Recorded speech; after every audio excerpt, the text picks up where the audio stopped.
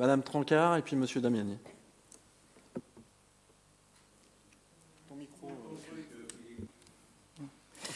Monsieur le maire, chers collègues, mesdames, messieurs, sur l'adoption de ce barème d'évaluation financière de l'arbre à Fontenay-sous-Bois, nous souhaitions souligner quelques aspects liés à la protection du patrimoine arboré.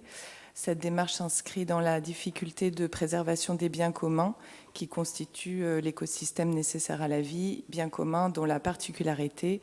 est qu'ils constituent une ressource non appropriable et dont la raréfaction pose la question de leur gestion dans de bonnes conditions.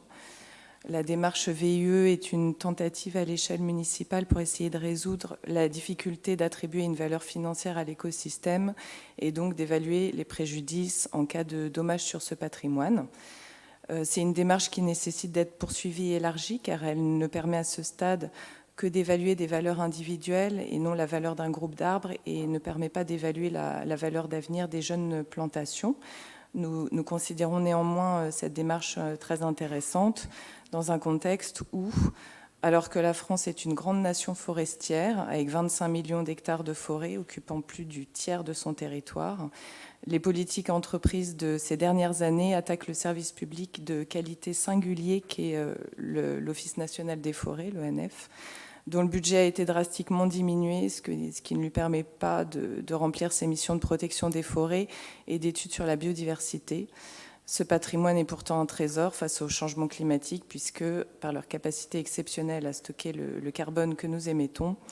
à protéger la biodiversité et l'eau que nous buvons, nos écosystèmes forestiers sont et seront un des principaux amortisseurs des crises climatiques. Cette délibération est donc l'occasion pour nous d'alerter sur le mélange des genres opéré par la Macronie avec la nomination en tant que présidente du conseil d'administration de l'ONF d'une directrice associée d'un gros cabinet de lobbying parisien et ex-député macroniste, et d'alerter sur la gestion comptable court-termiste absurde menée par le gouvernement qui, une fois de plus, sape les perspectives pour les générations futures. Donc nous voterons donc favorablement la délibération. Merci.